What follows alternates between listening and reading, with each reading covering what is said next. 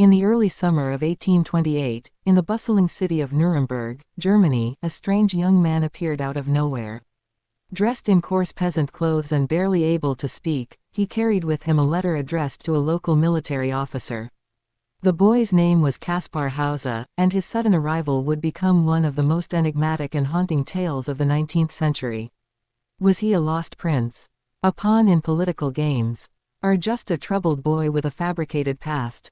This is the story of Kaspar Hauser, a mystery that still echoes through the corridors of European history. On May 26, 1828, a teenage boy staggered through the streets of Nuremberg, barely able to walk. He seemed confused, disoriented, and spoke only a few words.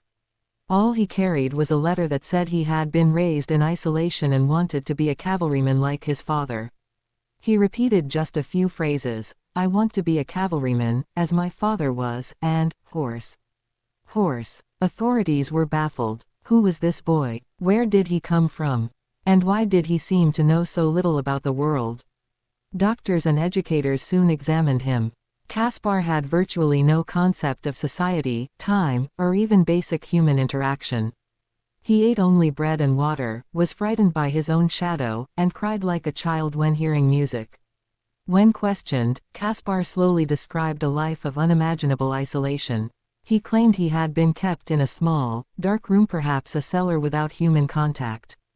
He was fed bread and water daily, never saw the sun, and played with wooden horses. He didn't know who his captor was, only that a man occasionally entered, never revealing his face. One day, this man took him outside, taught him to walk, and left him in Nuremberg. The public was stunned. Could a child survive such a life? Was it even possible? Kaspar Hauser became a sensation. People traveled from across the region to see him, wild child of Nuremberg. Philosophers, scientists, and even nobility speculated on his origins. Some believed he was a feral child.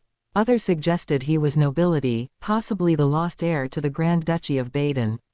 He was taken in by schoolmaster Georg Friedrich Dahmer, who taught him to read, write, and behave socially.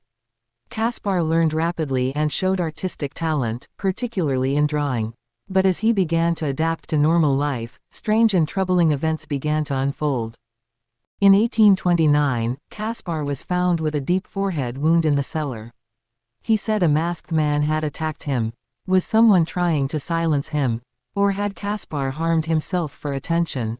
In 1833, a second and final attack occurred. Kaspar stumbled into his home, fatally stabbed in the chest. He claimed to have been lured to a park